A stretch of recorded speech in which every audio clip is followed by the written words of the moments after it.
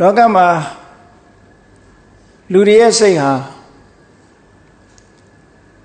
ကိလေသာတရားတွေရဲ့နှောင်ဖွဲ့ချုပ်ကင်ထားမှုခံနေရသည့်အတွက်ကြောင့်ထိုစိတ်ကိုမှီပြီးတော့ဖြစ်တဲ့တတိတို့ပညာတို့ဆိုတာအားမရှိတော့ဘဲနဲ့အားပြော့နေတဲ့အခြေအနေမျိုးကိုရောက်မိမိတို့ရဲ့နှလုံးသားမိမိတို့ရဲ့တဏ္ဍာမှာတဘာဝစိတ်ဆိုတဲ့တရားရှိသလိုထိုစိတ်ကိုနှောင်ဖွဲ့တတ်တဲ့တဘာဝတွေလည်းရှိတယ်ထိုအနှောင်ဖွဲ့ကနေလွတ်မြောက်စေတတ်တဲ့တဘာဝတရားတွေလည်းရှိတယ်အပြင်ကနေယူပြီးတော့လောက်ရတာတော့မဟုတ်ဘူးကိုယ့်ရဲ့တဏ္ဍာမှာစိတ်ကိုနှောင်ဖွဲ့မဲ့တရားတွေရှိသလိုထိုအနှောင်ဖွဲ့ကိုဖြတ်တောက်ပြစ်ပြီးတော့နှောင်ဖွဲ့မှုကလွတ်သွားအောင်လုပ်တာလည်းရှိတယ်အဲ့တော့မြတ်စွာဘုရားရဲ့ဒေသနာတော်တွေမှာစိတ်ကလေးကိုဥတည်ပြီးတော့ဟောတယ်စိတ်ကလေးဥတည်ပြီးတော့ဟောတဲ့အခါကျတော့တချို့ကမြတ်စွာဘုရားတရားနဲ့ပတ်သက်လာလို့ရှိရင်စိတ်ကိုထာဝရမြဲနေတဲ့အရာလို့ယူဆပြောဆိုကြတာလည်းရှိတယ်သို့တော်မြတ်စွာဘုရားသခင်ကိုရောမြတ်ကစိတ်ဟာအစဉ်ထာဝရမြဲနေတဲ့အရာမဟုတ်ဘူးဆိုင်ရာအကြောင်းတရားနဲ့ဆုံစည်းပြီးမှစိတ်ဟာဖြစ်ပေါ်လာအကြောင်းတရားရဲ့ဆုံစည်းမှုကစင်စစ်မပြတ်ရှိနေသည့်အတွက်ကြောင့်စိတ်ရဲ့ဖြစ်ပေါ်မှုကလည်းပဲစင်စစ်မပြတ်ဖြစ်နေတယ်အမတန်လင်းမြန်တဲ့နှုံသားနဲ့ဖြစ်နေတဲ့စိတ်ကလေးမှာနှောင်ကြိုးတန်းလန်းတဲ့ဟိုအာယုံဒီအာယုံကူးပြောင်းနေရတဲ့သဘောပဲအဲ့တော့စိတ်ထဲမှာရှိတဲ့အညစ်အကြေးတွေစိတ်ထဲမှာဖြစ်တဲ့ဖြူရှင်တန်ရှင်းစေတတ်တဲ့သဘာဝတရားတွေဒီသဘာဝနှစ်ခုဟာအပြိုင်ပြီးတော့နေတယ်ဘယ်သူကနိုင်နေတယ်လဲလို့ဆိုရင်စိတ်ကိုညှဉ်းနှွမ်းစေတတ်တဲ့ကိလေသာတွေကပုရိသေပုဂ္ဂိုလ်တွေပေါ်မှာအနိုင်ရလွှမ်းမိုးထားတယ်မြတ်စွာဘုရားကပင်ကိုယ်စိတ်ကလေးအနေထားတစ်ခုကိုပင်ကိုယ်စိတ်ဆိုတာလောဘဒေါသမောဟစတဲ့ကိလေသာတွေနဲ့လည်းမတွဲဘူးစိတ်သဘောတရားတတ်ကိုကိလေသာတွေနဲ့မတွဲတဲ့စိတ်သဘောတရားတတ်ကိုဖြူစင်တယ်လို့ဒီလိုဟောတာအဲ့ဒီစိတ်ဆိုတာကိုပဲတခါတရံကြတော့ပပတရမိဒံဘိက္ခဝေစိတ်တံစိတ်ကလေးဟာအယောင်တလက်လက်နဲ့ဖြူစင်းဝင်းပဖြစ်နေတယ်လို့အဲ့လိုဖြူစင်းနေတဲ့သဘာဝအဖြစ်ဖြူစင်းနေတဲ့စိတ်ကလေးကိုကိလေသာဆိုတဲ့ဖြစ်ပေါ်လာတဲ့အခိုက်အတန့်ဖြစ်ပေါ်လာတဲ့သဘာဝတရားတွေကညှဉ်းနှွမ်းသွားစေတယ်လို့ဒီလိုဆိုတာပေါ့အာယုန်နဲ့ဆုံတဲ့အခါမှာအာယုန်ကလည်းလောဘဖြစ်เสียအာယုန်မိမိကိုယ်တိုင်ကလည်းမှန်ကန်စွာနှလုံးသွင်းနိုင်ခြင်းမရှိဘူးဆိုတဲ့အာယောနိသောမနတိကာရအာယုန်ဖြစ်ပေါ်လာလို့အာယောနိသောမနတိကာရဆိုတဲ့မသိမတဲ့နှလုံးသွင်းခြင်းနဲ့ဆုံသွားလို့ရှိရင်လောဘနဲ့ရှင်တွဲပြီးတော့စိတ်ကလေးဟာညှဉ်းနှွမ်းသွားရတယ်အာယုန်ကအလိုမရှိတဲ့အာယုန်မနှစ်သက်တဲ့အာယုန်ဆုံစည်းလာတဲ့အခါမှာမိမိရဲ့တဘာဝကလည်းပဲတိလျော်လျောက်ပတ်တဲ့နီးတဲ့စဉ်းစားဆင်ခြင်နိုင်စွမ်းမရှိလို့မသိမတဲ့နှလုံးသွင်းမိလို့ရှိရင်ဒေါသဆိုတဲ့တရားရဲ့လွှမ်းမိုးချုပ်ကိုင်မှုကိုခံရပြီးစိတ်ကလေးဟာညှဉ်းနှွမ်းနေရတယ်လို့ဒီလိုဆိုတာဘာမှမဝေခွဲနိုင်တဲ့အချိန်ကြတော့လုံးတဲ့နာနဲ့မလုံးတဲ့နာခွဲခြားမသိဘူးဆိုတဲ့အခါမှာမောဟရဲ့လွှမ်းမိုးမှုခံရတဲ့စိတ်ကလေးဟာလည်းပဲညှဉ်းနှွမ်းပြီးတော့သွားတယ်ဥပမာမဲ့ရေစင်ရေအေးသဘာဝရေကလေးဟာအမတန် တန်ရှင်းကြည်လင်ပြီးတော့အရေးထင်တဲ့အနေအထားမှာရှိတယ်သို့တော့အဲ့ဒီရေထဲမှာအနီရောင်အဝါရောင်စတဲ့အယောင်တွေခြယ်လိုက်မယ်ဆိုလို့ရှိရင်ဖြူစင်တန်ရှင်းနေတဲ့ရေကလေးဟာညှဉ်းနှွမ်းသွားတာပဲအဲ့ဒါလိုပဲတတ္တဝါတွေတဏ္ဍာမှာရှိတဲ့ပင်ကိုယ်စိတ်ဟာဖြူစင်နေလင့်ကစားအာယုန်နဲ့ဆုံတဲ့အခါမသိမတင်နှလုံးသွင်းခြင်းကြောင့်စိတ်ကိုညစ်ညူးစေတတ်တဲ့သဘာဝတရားတွေစိတ်ထဲမှာဖြစ်ပေါ်ပြီးတော့စိတ်ဟာညှဉ်းနှွမ်းနေကြရတယ်တဲ့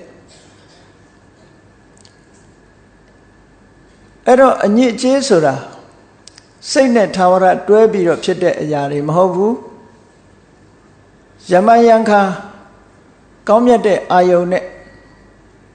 တတိစွမ်းအားဉာဏ်စွမ်းအားထက်မြက်လာပြီဆိုတဲ့အခါမှာစိတ်ကလေးကိုညှဉ်းနှွမ်းသွားစေတတ်တဲ့ကိလေသာတရားတွေဟာစိတ်ပေါ်မှာလှမ်းပြီးတော့ဩဇာတက်ရောက်မှုမဖြစ်တော့စိတ်ကိုလွှမ်းမိုးပြီးတော့မထားနိုင်ကောင်းမြတ်တဲ့သဘာဝတွေကိလေသာတွေကိုဖြူစင်စေနိုင်တဲ့ကောင်းတဲ့သဘာဝတွေတတိတို့ဉာဏ်ပညာတို့နဲ့ရှင်တွဲပြီးတော့ဖြစ်လာလို့ရှိရင်ဖြူစင်တဲ့စိတ်ကလေးဟာပို့ပြီးတော့ဖြူစင်သွားတယ်အညစ်အကြေးတွေလည်းကင်းသွားတယ်လို့ဒါလူတိုင်းရဲ့စိတ်မှာသဘာဝနှစ်မျိုးဟာဖြစ်ပေါ်လာမြဲပဲအဲ့ဒီထဲမှာစိတ်ကိုညှဉ်းနှွမ်းစေတတ်တဲ့သဘာဝတရားတွေထဲမှာစိတ်ကိုလွှမ်းမိုးချုပ်ကင်ထားနိုင်လောက်အောင်စွမ်းဟာရှိနေတဲ့တရားမိမိတို့တဏ္ဍာမှာဖြစ်ပေါ်နေတယ်ဒါကြောင့်မို့စိတ်ကလေးတန်ရှင်းအောင်လုပ်ဖို့ဆိုတာလေအလွယ်တကူမရနိုင်ဘူးစိတ်ကလေးကိုအနှောင်ဖွဲ့တွေကနေပြီးတော့ဖြည့်လွတ်ဖို့ဆိုတာလေအလွယ်တကူမရနိုင်ဘူးတဲ့အဓိကစိတ်ရဲ့အနှောင်ဖွဲ့ဆိုတာဘယ်သူလို့ပြောတယ်လဲလို့ဆိုရင်တဏှာရာဂပါပဲတဏှာရာဂဟာစိတ်ကလေးကိုလွှမ်းမိုးချုပ်ကင်ပြီးတော့နေလို့ထို့အာယုန်ဒီပေါ်မှာမမောတွေ့တာလို့စိတ်လေးဟာလွတ်လပ်မှုမရဘဲနဲ့နှောင်ဖွဲ့ထားခြင်းခံရလို့တန်တရားခရီးသွားတဲ့အခါမှာဆင်းရဲဒုက္ခအမျိုးမျိုးတွေတွေ့ကြုံခံစားကြတယ်သို့တော့စိတ်ကလေးဟာဒီစိတ်တင်မဟုတ်ဘူးဒီစိတ်ကလေးကထာဝရမြဲနေတာတော့မဟုတ်ဘူးအာယုံပေါ်လို့စိတ်ကလေးပေါ်လာတယ်ပေါ်လာတဲ့စိတ်အစဉ်အဆက်မှာစိတ်ပေါ်မှာမိတွယ်ပြီးတော့ဖြစ်ပေါ်လာတဲ့လောဘဒေါသစတဲ့အကုသိုလ်တရားတွေကစိတ်ကိုလွှမ်းမိုးချုပ်ကင်နေကြတယ်အဲ့ဒါကြောင့်မလို့တန်တရားဝုတ်ကမလွတ်နိုင်ကြဘူးအမှန်တရားကိုလည်းပဲသိရှိနိုင်စွမ်းမရှိကြဘူးဒါလူတွေရဲ့တတ္တဝါတွေရဲ့သဘာဝအခြေအနေတစ်ခုမြတ်စွာဘုရားကအဲ့ဒီအခြေအနေတွေကနေယုံထွက်နိုင်ဖို့အတွက်ဘယ်လိုလေ့ကျင့်ပြီးတော့စိတ်ကိုဖြူစင်စေတတ်တဲ့တရားတွေကိုစိတ်ထဲမှာအင်အားကောင်းလာအောင်ပြုစုပြောထောင်ရမလဲဆိုတဲ့ဤစနစ်တွေကိုပေးတာအဲ့ဒါလို့ကျင့်စဉ်ဤစနစ်နဲ့ပေးတဲ့စိတ်ကိုလုံးဝဖြူစင်စေနိုင်တဲ့အကျင့်တရားဆိုတာဘုရားမြတ်စွာရဲ့သာသနာတော်ဘုရားမြတ်စွာရဲ့အဆုံးအမမှသာရှိတယ်ပေါ့တခြားမှာဆိုလို့ရှိရင်စိတ်ဖြူစင်အောင်လုပ်ဖို့စနစ်တကျလုပ်ဖို့ထာဝရဖြူစင်တဲ့အနေအထားတစ်ခုကိုရောက်အောင်လုံနီးလုံဟန်လုံထုံးဆိုတာမြတ်စွာဘုရားရဲ့အဆုံးအမတပါးရှာလို့တွေ့မှာမဟုတ်ဘူးမြတ်စွာဘုရားသခင်ကိုရောမြတ်ကိုရောတိုင်းလေ့ကျင့်ပြီးတော့စိတ်ကိုဖြူစင်အောင်လုပ်ခဲ့သည့်အတွက်ကြောင့်မြတ်စွာဘုရားရဲ့စိတ်ဟာ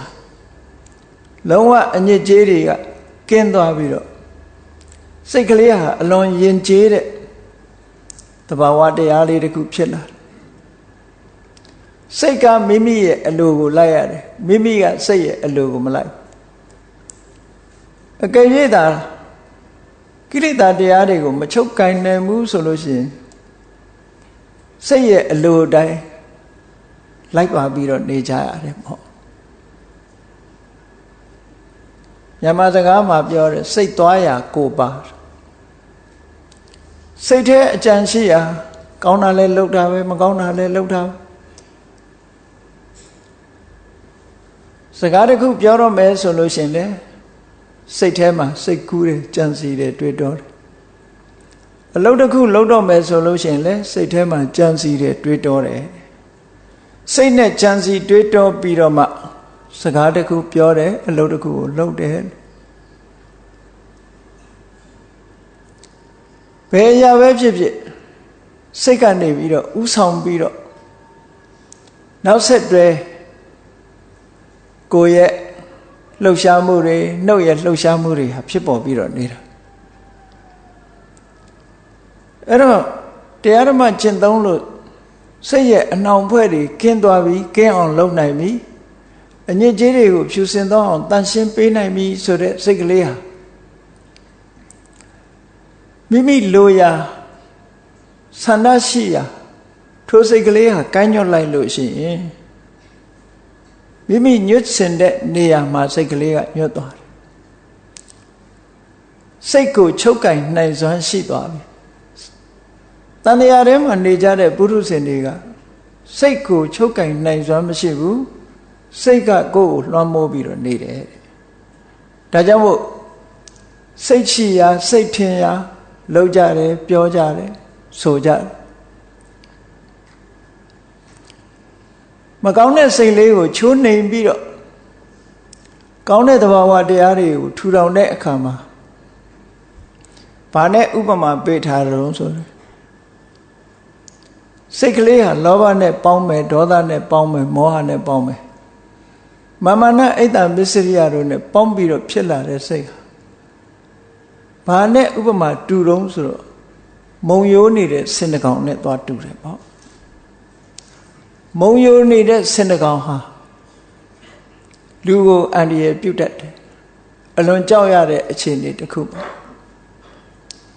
အဲ့ဒီမုံယိုးနေတဲ့ဆင်ကိုထိန်းတဲ့အခါကျတော့ဆင်ဦးစီးတွေကင်နဲ့ချွန်းနဲ့ထိန်းရဆင်ကိုထိန်းချုပ်ထားတဲ့ချွန်းကိုအင်ကုသလို့ခေါ်တယ်ပါဠိလိုအဲ့ဒီအင်ကုသဆိုတဲ့အမတမချွန်ထက်တဲ့ဆင်ကိုထိန်းတဲ့လှန်တန်လိုဟာမျိုးနဲ့ဆင်ရဲ့နရွက်ကိုနရင်းကိုချိတ်ဆွဲပြီးတော့ချုပ်ကင်ထားလိုက်မယ်ဆိုရင်ဆင်ကြီးဟာနာလွန်းလို့အော်မြည်ပြီးတော့အမိတ်ပေးတဲ့စကားကိုနောက်ဆုံးမှာနားခံရတဲ့အနေအထားမျိုးရှိတယ်အဲ့ဒါတွေပဲအဲ့ဒီအတိုင်းပဲလူတွေရဲ့စိတ်ဆင်ရိုင်းကိုလည်းပဲချွန်းတဲ့ဖွဲ့ဖြစ်တဲ့တတိတို့ပညာတို့နဲ့ချုပ်ကင်ထားမချုပ်ကင်ဘူးဆိုလို့ရှိရင်မုံယိုတဲ့ဆင်လိုပဲသူနှစ်သက်ရာရာအာယုန်တွေပေါ်မှာသွားရောက်ကျက်စားပြီးပြောချင်ရာတွေပြောမယ်လုပ်ချင်ရာတွေလုပ်မယ်အဲ့ဒါလို့စိတ်ဟာဆင်ရိုင်းကြီးလို့လွတ်ပြီးတော့မကောင်းတဲ့အမှုတွေကိုပြုလုပ်သွားနိုင်တယ်ပေါ့စိတ်ကလေးကိုဆုံးမဖို့အကြောင်းတစ်ခုတော့ရှိလာကြတယ်ရလာကြတယ်အဲ့ဒီရလာတဲ့စိတ်ကိုဆုံးမဖို့အကြောင်းတရားမိမိတို့တဏ္ဍာမှာရလာတာကိုပဲဒါဆင်ကိုထိမ့်ချုပ်တဲ့ချွန်းနဲ့စိတ်ကိုထိမ့်ချုပ်တယ်လို့စာပေကျမ်းကမှာအင်ကုတံကတ္တဝါမှန်ကန်တဲ့အတွေးတစ်ခုနဲ့မှန်ကန်တဲ့အမြင်တစ်ခုဟာစိတ်ဆင်ရိုင်းကိုထိမ့်သိမ့်ဖို့ရအတွက်ချွန်းတဲ့ဖွဲ့အသုံးချလာတယ်လို့ဒီလိုပြောတာဒီစိတ်ကလေးရဲ့မိမိတို့ရဲ့သဘာဝစိတ်ကလေးကိုချုံနှောင်ထားတဲ့အနှောင်အဖွဲ့တွေဆိုတာပုရိသေတ attva တိုင်းမှာရှိနေကြတယ်လူတိုင်းမှာရှိသို့တော့ဒီနှောင်ဖွဲ့မှုကအလွန်သိမ်မွေ့တယ်အလွန်သိမ်မွေ့သည့်အတွက်ကြောင့်ကိုယ့်ကိုယ်ကိုနှောင်ဖွဲ့ထားပါလားလို့တောင်မသိဘူး နောက်ဘက်ထားမှမသိလောက်အောင်သိမ်မွေ့တယ်နုညံ့တယ်အဲ့ဒီအလွန်သိမ်မွေ့နုညံ့လာတဲ့အနှောင်ဖွဲ့တွေကိုဖြတ်တောက်ဖို့လိုအပ်တယ်အဲ့ဒီလိုဖြတ်တောက်နိုင်မှစိတ်ရဲ့အနှောင်ဖွဲ့တွေကလွတ်မြောက်လာနိုင်တယ်လို့ဒီလိုဆိုလိုတာကောင်းပြီစိတ်ရဲ့အနှောင်ဖွဲ့တွေနဲ့ပတ်သက်ပြီးတော့ဒီသုတ်တံမှာမြတ်စွာဘုရားက၅မျိုးဖော်ပြထားတယ်ဒါကိုစေတသောဝိနိဗ္ဗန္ဒ၅မျိုးလို့စိတ်ကိုနှောင်ဖွဲ့ထားတဲ့အရာ၅မျိုးလို့ဒီသုတ်တံမှာဒီလိုဟောတယ်အဲ့တော့နှောင်ဖွဲ့ထားတာဟာဘာတွေကစိတ်ကိုနှောင်ဖွဲ့ထားတော့လို့ဆိုတော့နံပါတ်1မြတ်စွာဘုရားကကာမေတုအဝိတရာဂောတဲ့ကာမဂုဏ်အာယုန်တို့ပေါ်မှာတတ်မဲ့မှုမကင်းသေးဘူးတဲ့ဆိုတာကကာမဂုဏ်အာယုန်နဲ့ပတ်သက်ပြီးတော့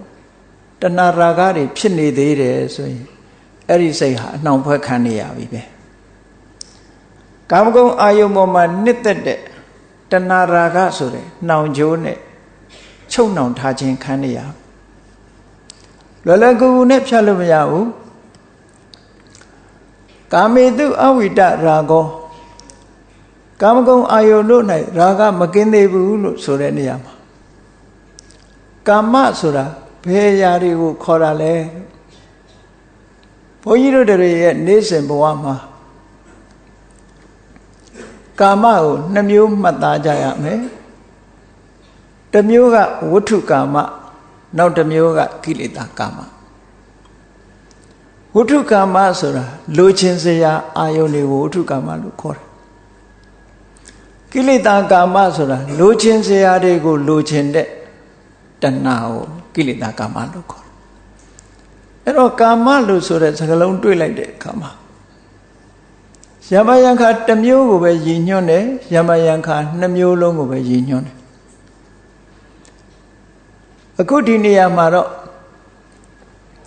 ကာမဆိုတဲ့အရာအထက်ကရာမှာတော့ဝဋ္ထုကာမကိလေသာကာမ2မျိုးလုံးပြထားတော့လည်းပဲဒီနေရာအဓိကသိရမှာတော့ဝဋ္ထုကာမပဲဘာဖြစ်လို့တော့ဆိုတော့ထိုဝဋ္ထုကာမပေါ်မှာတွေ့တာတဲ့တဏှာကိုသီးသန့်ထုတ်ပြီးဆိုထားတာဖြစ်သောကြောင့်ကာမေတုဆိုတာနှစ်သက်စရာကာမဂုဏ်အာယုန်တွေလို့လိုချင်စရာတွေဆိုတာဘာလဲလို့ခြုံငုံပြောတဲ့အခါမျက်စိကမြင်တဲ့အစင်းနှစ်သက်စရာကောင်းတဲ့အစင်းနားကနားထောင်လို့ရတဲ့ตาရတဲ့အသံမွေးကြိုင်တဲ့အနတ်ကောင်းမြတ်တဲ့အရသာကောင်းမြတ်တဲ့အထီးတွေ့ရူပယုံတတ္တယုံကဏ္ဍယုံရတ္တယုံဖုထပါယုံဆိုတဲ့ဒီအာယုန်တရားတွေဟာ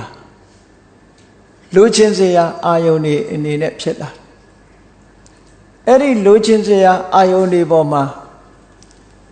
လိုချင်မှုနဲ့တွေ့တာမှုတတ်မဲ့မှု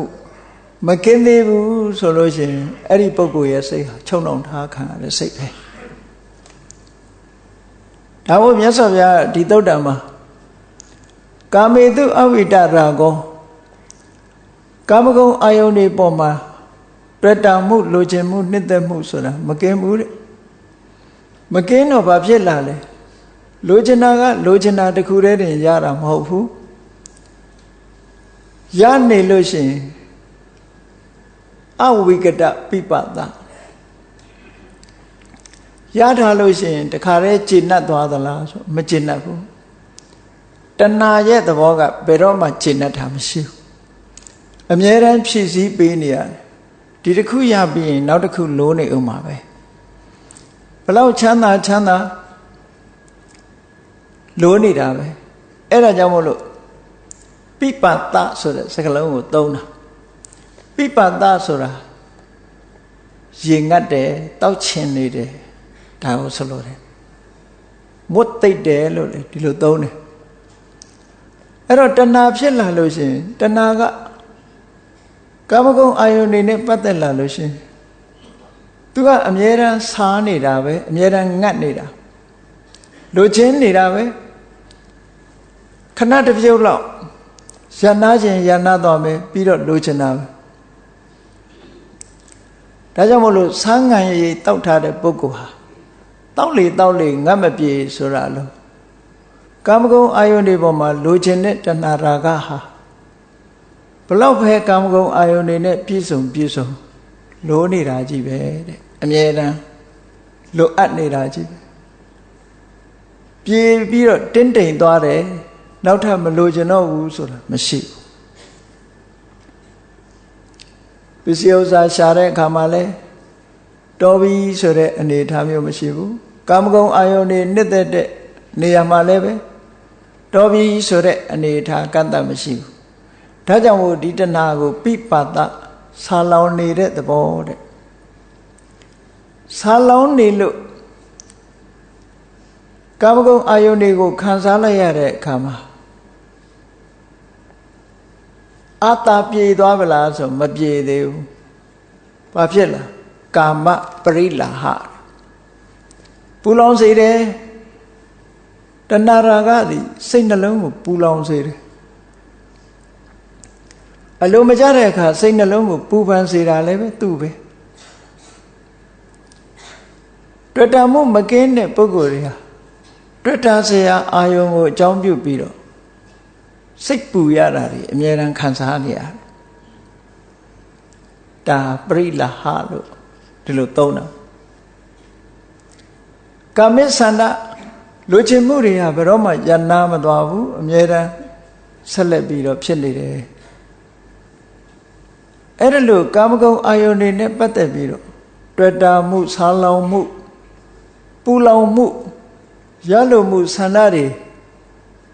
ပုဂ္ဂိုလ်တူတယောက်ကိုလွှမ်းချုပ်ထားပြီဆိုလို့ရှိရင်အဲ့ဒီပုဂ္ဂိုလ်ရဲ့စိတ်အခြေအနေဟာဘယ်လိုရှိမလဲကာမဂုဏ်အာယုန်တွေလွှမ်းမိုးခံထားရတဲ့ရာဂရဲ့ချုပ်ကင်ထားမှုကိုခံရတဲ့ပုဂ္ဂိုလ်ရဲ့စိတ်ဟာ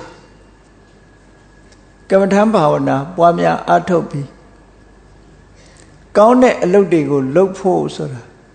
စိတ်ကူးတဲ့တောင်ပေါ်မလာဘူးတဲ့လုပ်ဖို့စိတ်ဟာဘယ်တော့မှညွတ်လာတာမရှိဘူးလွှမ်းမိုးနေတဲ့အချိန်လေးကိုသိချကြည့်တဏှာရာကလွှမ်းမိုးနေတဲ့ပုဂ္ဂိုလ်တရားဟာကောင်းမြတ်တဲ့တရားဓမ္မကိုကျင့်ကြံအားထုတ်မယ်လို့ဆိုတဲ့စိတ်ဟာဘယ်လိုနည်းနဲ့မှမဖြစ်ပေါ်နိုင်ဘယ်တော့မှအဲ့ဒီကောင်းမြတ်တဲ့အလုပ်တွေကိုလုပ်ဖို့ဆိုတဲ့စိတ်ဓာတ်မပေါ်သည့်အတွက်ကြောင့်ကာမဂုဏ်အာယုန်တွေပေါ်မှာတွေ့တာတတ်တဲ့တဏှာရာဂဟာစိတ်ရဲ့အနှောင်ဖွဲ့တစ်ခုပါပဲလို့ဒီလိုပြောတာတဘာဝကိုစဉ်းစားပြီးတော့ကြည့်ပေါ့တဘာဝစဉ်းစားကြည့်လို့ရှင်ကိုယ်တဏ္ဍာမှာဖြစ်နေတဲ့အနေအထားတွေကိုကြည့်မယ်ဆိုရင်လောကလူတွေဟာနှောင်ကြိုးတွေနဲ့လူတွေရဲ့စိတ်ဟာအနှောင်အဖွဲ့တွေနဲ့မိနေတာပဲနှောင်ကြိုးတွေနဲ့ချီနှောင်ထားခြင်းခံရသည့်အတွက်ကြောင့်ရုံးထွက်လို့မရလောက်အောင်ဒီကာမဂုဏ်အာယုန်တွေထဲမှာတဝဲလဲလဲဖြစ်ပြီးတော့နေကြတာခဏတစ်ပြုတ်ရုံးထွက်နိုင်ရင်လဲပြန်လှည့်လာကြရတာပဲပေါ့ဒီနေရာဒီစခန်းကိုခွာပြီးတော့မသွားနိုင်ဘူးစဉ်းစားကြည့်မယ်ဆိုရင်မစွန့်လွတ်နိုင်ကြဘူးပြပြမပြောနဲ့ဘုရားဘာသာဝင်တွေနိဗ္ဗာန်ချမ်းသာကိုမျက်မှောက်ပြုရပါလို့ဤလို့ကုသိုလ်ကောင်းမှုလုပ်တိုင်းရည်စူးပြီးတော့ဆုတောင်းနေတဲ့နိဗ္ဗာန်ချမ်းသာဘဝတဏမကင်းသေးလို့ရှင်ဘဝမှာနိဗ္ဗာန်ရသွားတာနဲ့တပြိုင်နက်ယုံနာဓမ္မတွေချုပ်သွားပြီဆိုရင်တဏရဲ့သဘောကအဲ့ဒီလိုထာဝရချုပ်ငိမ့်သွားပြီဘာမှမရှိတော့တဲ့အနေအထားရောက်တယ်ဆိုလို့ရှိရင်ကြောက်လန့်သွားတဲ့အနေအထားမျိုးရှိတယ်သူကဘာဖြစ်လို့တော့ဆိုဘဝမှာချမ်းချမ်းသာသာလေးနဲ့နေရဖို့သာသူကမျှော်လင့်တာချမ်းသာနေတဲ့ဘဝကြီးတစ်ခုလုံးကိုဆွန့်လွတ်ဖို့ရကြတော့သူဝန်လေးတယ်ဆင်းရဲတဲ့ဘဝကိုတော့ဆွန့်လွတ်ချင်ကြတာပေါ့ချမ်းသာတဲ့ဘဝလေးကိုတော့မဆွန့်လွတ်နိုင်ကြဘူးတဲ့အဲ့ဒါ ဘသူကြောင့်ဖြစ်နေရတာလဲလို့ဆိုရင်ကာမဂုဏ်အာယုန်တွေပေါ်မှာတွေ့တာမှုဆိုတဲ့တတ်မဲ့မှုဆိုတဲ့တဏှာတွေရဲ့ချုပ်ကင်ထားမှုကြောင့်ဖြစ်တယ်အဲ့ဒီနှောင်ကြိုးတန်လန်ရှိနေသည့်အတွက်ကြောင့်ဒီအနှောင်အဖွဲ့တွေကိုဖြတ်တောက်ပြီးတော့လွတ်လွတ်ကျွတ်ကျွတ်တရားဓမ္မကိုရှာတော့မယ်ဆိုတဲ့အနေအထားမျိုးရောက်တဲ့ပုဂ္ဂိုလ်ဟာရခိုင်တော့အလုံးကိုနေတယ်ပေါ့ဆိုလိုတာကဒီတဏှာကိုမပယ်နိုင်သေးလို့ရှိရင်ကောင်းမြတ်တဲ့နိဗ္ဗာန်ကိုအာယုံပြုပြီးတော့ကိုချင်းတရားတွေကျင့်ဖို့ဆိုတာအလွန်တရာခဲရင်တယ်လို့ဒါကြောင့်မို့ကာမဂုဏ်အာယုန်တွေပေါ်မှာတဏှာရာဂဖြစ်ပေါ်နေမှုဟာလည်းပဲစိတ်ရဲ့အနှောင်အဖွဲ့တစ်ခုပဲဒါကလောကတ attva တွေအဖြစ်များတာနဲ့ပတ်သက်ပြီးတော့မြတ်စွာဘုရားကဒီလိုဟောတာနောက်ဒုတိယတစ်ခုကဘာလဲလို့ဆိုရင်ကာယေအဝိတရာဂောကိုယ့်ရဲ့ခန္ဓာကိုယ်ပေါ်မှာကိုယ့်ရဲ့ခန္ဓာကိုယ်ပေါ်မှာတွေ့တာမှုမကင်းသေးဘူးတွေ့တာယုံနေမကဘူးတွေ့တာမှုဟာဘယ်တော့မှအာမရတဲ့အပြင်တွေ့တာမှုကြောင့်စိတ်ပူပန်မှုတွေကလည်းဖြစ်ပြီးတော့နေကြစိတ်ပူပန်မှုရှိမရှိဆိုတာတေချာစဉ်းစားကြည့်လိုက်လို့ရှိရင်စိတ်ပူပန်မှုတွေအမတန်မှများလောကလူသားတွေဒီတိုင်းတမန်နေမယ်ဆိုရင်ကိုယ့်ကိုယ်ပေါ်မှာမတွေ့တာလောက်ဘူးလို့ထင်အောင်ထင်လိမ့်မယ်သို့တော့ဘဝတစ်ခုဆွန့်လောက်အောင်ပြင်းထန်တဲ့ယောဂဝေဒနာရလာပြီဆိုတဲ့အချိန်မှာစိတ်တွေကပူလာအဲ့ဒီပူလောင်မှုဆိုတာဘယ်သူကြောင့်ဖြစ်ရတာတော့ဆိုတွေ့တာမှုကြောင့်ဖြစ်တာအတွေ့အတာမရှိတဲ့နေရာပူပန်မှုဆိုတာမလာဘူးတဲ့ဒါကြောင့်မလို့မိမိခန္ဓာကိုယ်ပေါ်မှာမိမိရဲ့ဘဝပေါ်မှာတွေ့တာတတ်မဲ့နေတဲ့တဏှာရာဂမကင်းသေးသမျှထိုပုဂ္ဂိုလ်ရဲ့စိတ်ဟာနိဗ္ဗာန်လမ်းကြောင်းပေါ်တက်ဖို့မလွယ်သေးဘူးတဲ့နိဗ္ဗာန်လမ်းကြောင်းပေါ်မှာမတက်နိုင်သေးဘူးဒီအတွေ့အတာတွေအကြောင်းမို့လို့နိဗ္ဗာန်သွားဖို့ဒီစိတ်ကလေးဟာမဝတ်မရဲဖြစ်ပြီးတော့နေတယ်တဏှာရဲ့လွှမ်းမိုးချုပ်ကိုင်မှုအောက်မှာစိတ်လေးဟာပြော့ညံ့ပြီးတော့နောက်တွန့်ပြီးတော့နေတတ်တယ်လို့ဒါကြောင့်မို့လို့ခန္ဓာကိုယ်ပေါ်မှာတွေ့တာတတ်မဲ့တဲ့တဏှာဟာလဲစိတ်ရဲ့အနှောင်အဖွဲ့တစ်ခုပဲဘုရားအလောင်းတော်ကြတော့စဉ်းစားကြည့်လေတောထွက်လာတဲ့အချိန်ကနေစပြီးတော့မိမိရဲ့ဆွေမျိုးသားချင်းတွေပြန်လည်ပြီးတော့တတိရတဲ့အခါဆိုလုံးဝမရှိဘူးလေဘုရားလောင်း6နှစ်ပါလုံးပင်မဆင်းရဲဆိုတာကျင့်နေတဲ့အချိန်တစ်ချိန်တစ်ခါမှပြန်ပြီးတော့ဒီလောက်ပင်မတာထူးခြားတဲ့အသိဉာဏ်ရမှာမဟုတ်ပါဘူးနေပြီးတော့ပြန်ပြီးတော့ကိုယ်မိသားစုနဲ့ပဲနေပါမယ်ဆိုတဲ့အတွေ့တစ်ခါမှမပေါ်ဘူးတဲ့ဘုရားလောင်းပင်ပန်းဆင်းရဲဆိုတာရွရွချွန်ချွန်ကြည့်အမြဲတမ်းရှေ့ကိုသာဥလှဲ့တယ်နောက်ကိုပြန်တာမရှိဘူးအဲ့ဒါဘာလို့လဲဆိုတော့ကာယပေါ်မှာတွေ့တာမှုဆိုတာကိုကိုကအနိုင်ယူထားနိုင်လို့ဖြစ်တာရှင်သောဏဆိုတဲ့အမတမချမ်းသာတဲ့တထေသားတစ်ယောက်မကရာတိုင်းမှာအလွန်ချမ်းသာတယ်သူကလည်းအမတမချမ်းသာရုံတည်းမကဘူးအလုံးကိုတိမ်မွေးနုညံ့ပြီးတော့ချမ်းချမ်းသာသာလေးနေတဲ့ပုဂ္ဂိုလ်သူ့မှာဘာထူးထူးခြားခြားရှိတုံဆိုရင်ခြေဘဝမှာတောင်အမွှေးနုလေးတွေပေါက်နေတယ်လို့ပြောတာအဲ့ဒီအမွှေးနုလေးတွေပေါက်နေတယ်ဆိုတာအမတမထူးဆန်းတဲ့အနေထားဖြစ်လို့ဗေမိတာရမင်းကြီးကခြေဘဝမှာအမွှေးပေါက်တယ်ဆိုတာမမြင်ဘူးလို့ကြည့်ချင်လို့အဲ့ဒီသောဏဆိုတဲ့တထေသားသူ့ရဲ့ ပတ်ဝန်းကျင်ကရွာတွေဏီကုန်းတွေမှာနေထိုင်ကြတဲ့တထေးတွေကိုအလုံးနန်းတော်ကိုလာခဲ့ဖို့ဆင့်ခေါ်တာသောဏသရုသားတယောက်တည်းကိုဆင့်ခေါ်လို့ရှင်ခြေတော့ကအမွေကြည့်ခြင်းလို့ဒီလိုထင်ပါဆိုလို့ဘုရင်ကြီးကအကုန်လုံးကိုဆင့်ခေါ်လိုက်တယ်အဲ့တော့ဘုရင်ကြီးကိုယ်တိုင်ကိုကခြေပွားကအမွေကြည့်ရလောက်အောင်ထူးဆန်းတဲ့ပုဂ္ဂိုလ်တယောက်ပါသူခန္ဓာကိုယ်ပေါ်သူအမတမယူရချမ်းချမ်းသာသာလေးနေတယ်သို့တော်မြတ်စွာဘုရားတရားဟောလိုက်တော့ဘုရားတရားနာရတဲ့အခါမှာသူခန္ဓာကိုယ်ပေါ်မှာငဲ့ကွက်တဲ့စိတ်တွေဟာတည်ငါအားဖြင့်ပျောက်ကင်းသွားပြီးတော့သာသနာပေါင်းဝေယံခံတရားအထုတ်တဲ့အခါမှာချမ်းချမ်းသာသာအထုတ်တာမဟုတ်ဘူးပြင်းပြင်းထန်ထန်အထုတ်တယ်မရမနေကြိုးစားအထုတ်နောက်ဆုံးမှခြေတော့ကအမတန်နူးညံ့တဲ့ပုဂ္ဂိုလ်ဆိုတော့ဈဉ္ဉံရှောင်ရင်နဲ့ခြေတော့တွေပေါက်ပြီးတော့ခြေတော့တွေကွဲလို့ဈဉ္ဉံလန်းဟာသွေးရဲတန်ရဲအဆင့်ထိအောင်ရောက်သွားအဲ့ဒီလိုဆင်းရဲဒုက္ခခံပြီးတရားအထုတ်တဲ့အခါမှာထူးခြားတဲ့အသိဉာဏ်မရတော့သူဘာဖြစ်လာလဲလို့ဆိုရင်အိမ်ပြန်ဖို့ဆိုတဲ့အတွေ့လာမိတယ်နော်အဲ့တော့ဒါဘာကြောင့်လို့ဆိုရင်ကိုယ်ကာယပေါ်မှာတွေ့တာမှုမပြတ်လို့ပဲပေါ့ဘုရားလောင်းတော်ကြတော့အဲ့ဒါလို့အိမ်ပြန်ဖို့ဆိုတာလုံးဝမစင်စားဘူးတဲ့ဟောသောဏတထေသားဖြစ်လာတယ်ရှင်သောဏအိမ်ပြန်ဖို့စဉ်းစားလာတယ်ငါတလောက်ကြိုးစားရဲ့အတန်နဲ့မရတာဒီဘဝမှာတရားဓုရမယ်ပုဂ္ဂိုလ်မဟုတ်တော့ဘူးအိမ်ပြန်ပြီးတော့မိသားစုနဲ့ချမ်းချမ်းသာသာနေပြီးကုသိုလ်ကောင်းမှုလုပ်မယ်ဆိုတဲ့စိတ်ကူးတွေဝင်လာအဲ့ဒီအချိန်မှာမြတ်စွာဘုရားကရုတ်တရက်ကြွလာပြီးတော့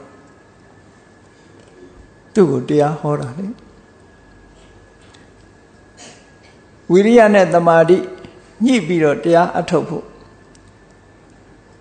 စောင်းရဲ့ဥပမာပြပြီးမြတ်စွာဘုရားတရားဟောတဲ့အခါမှာ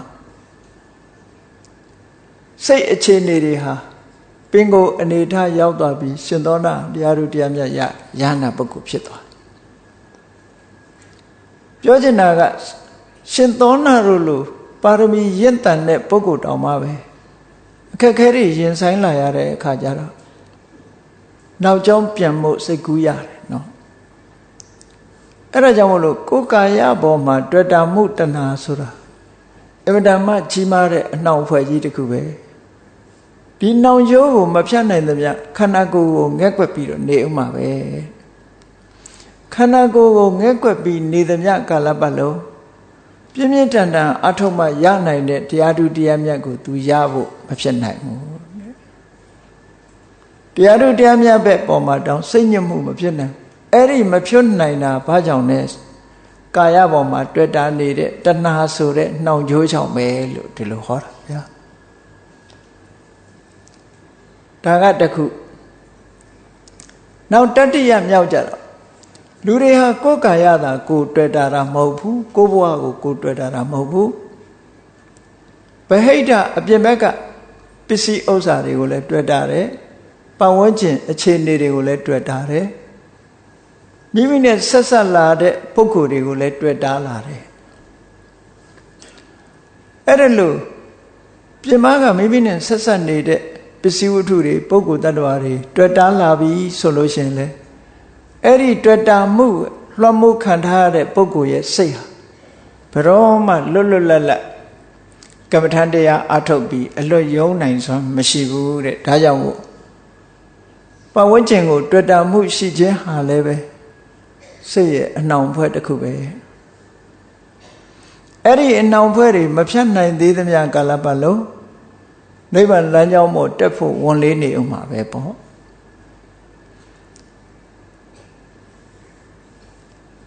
နောက်နံပါတ်၄ကြတော့မြတ်စွာဘုရားကဘာကိုဟောလဲလို့ဆိုလောကလူတွေဟာကောင်းကောင်းစားပြီးတော့ဝဝအိတ်ချင်တဲ့ဆန္ဒရှိကြတယ်အစင်မပြေလို့မနေကြရပေမဲ့လို့လူတိုင်းဟာအကောင်းစားပြီးတော့ဝဝလင်အိတ်ချင်တာတော့ဒါသဘာဝပဲနော်အဲ့ဒါလို့ကောင်းကောင်းစားပြီးတော့ဝဝအိတ်ဖို့ဆိုတဲ့အတွေးတွေကိုတွေးစေတာလဲဘာလို့လဲလို့ဆိုရင်တဏှာရာဂပဲ အဲ့ဒါလို့ကောင်းကောင်းစားခြင်းနဲ့ဝဝအိတ်ခြင်းနဲ့အိတ်ရတဲ့မှာအိတ်ရတဲ့အရာသာကိုဆွဲမဲ့နေတယ်အိတ်ရတဲ့အရာသာကိုတေယဒုက္ခလို့ခေါ်တယ်ဤဆက်ဆက်အိတ်ရပေါ်မှာလျောင်းဆက်ပြီးတော့နားနေရသလောက်အရာသာရှိတာဘယ်ဟာမှမရှိဘူးပတ္တဒုက္ခတဲ့ဟိုဘက်ဆောင်းလိုက်ဒီဘက်ဆောင်းလိုက်ဒီဘက်ဆောင်းတာညောင်းရင်ဟိုဘက်ဆောင်းလိုက်အဲ့ဒါလို့အိတ်နေရတဲ့ချမ်းသာဒုက္ခပေါ်မှာမမောကြလူတွေကလည်းအိတ်ရတဲ့ချမ်းသာဒုက္ခကိုမမောတာတိရစ္ဆာန်တွေလည်းအိတ်ရတဲ့ချမ်းသာဒုက္ခကိုမမောတာခွေးတွေကြည့်ပေါ့နေရာကောင်းကောင်းလေးတွေ့ပြီဆိုရင်ခွေးခွေးလေးအိတ်တတ်တယ်သူကပို့ပြီးတော့အိတ်တတ်တဲ့တတ္တဝါတော့မွေတွေငကားတွေပဲမွေငကားဆိုတာအိတ်เสียနေရာရှာပြီးတော့အိတ်နေကြအိတ်ကြီးတဲ့နေရာမှာနော်ထူးချွန်စုရတာတော့ဘုရားလောင်းရွှေခွက်မျောလိုက်တဲ့အခါမှာရှေးဘုရားတွေမျောသွားတဲ့ရွှေခွက်ပေါ်မှာသွားညှိသည့်အတွက်ကြောင့်အတန်ကြားလိုက်လို့နိုးလာတဲ့ကာလနခါဘုရားတစုတစုပွင့်မို့ဆိုတာမြေကြီးတယူစနာလောက်တက်လောက်အောင်အချိန်ကြာညောင်းတယ်အဲ့ဒီကြာညောင်းတဲ့အချိန်မှာ तू ကဘာနဲ့ကုံဆုံးစေတာတုံးဆိုအိပ်ပျော်နေခြင်းဖြင့်ကုံဆုံးတာဒါမို့ဒီဝိတုဇာလန်းကိုသိထားတဲ့ဗမာလူမျိုးတွေကအိပ်ကြီးတဲ့လူကိုကာလနဂါလို့ခေါ်ကြတာဗောအဲ့တော့အိပ်ရတဲ့ပုံမှာလဲတွေ့တာတတ်မဲ့တဲ့ပုဂ္ဂိုလ်တွေအများကြီးတွေ့တာမှုရှိတယ်တရားထိုင်ရင်လည်းအိပ်တယ်တရားနာရင်လည်းအိပ်တယ်ချို့ကြတော့လဲထိုင်ရင်အိပ်တတ်တဲ့အလေးအကျင့်တွေလည်းရသွားတယ်အဲ့ဒါလို့မေးနေရတဲ့ချမ်းသာဒုက္ခပေါ်မှာအမြဲတမ်းတွေ့တာနေလို့ရှိရင်သူ့စိတ်ကိုချမ်းသာသာနေရမှုချမ်းသာသာစားတော့ရမှုကိုတွေ့တာတဲ့တဏှာကသူ့စိတ်ကိုလွှမ်းမိုးချုပ်ကင်ထားတယ်အဲ့ဒါလို့လွှမ်းမိုးချုပ်ကင်ထားသည့်အတွက်ကြောင့်အစာကိုချိုးချမ်းအိတ်အနေကိုချိုးချမ်းဆိုတာမျိုးလုပ်ဖို့အမတန်မှခဲနေ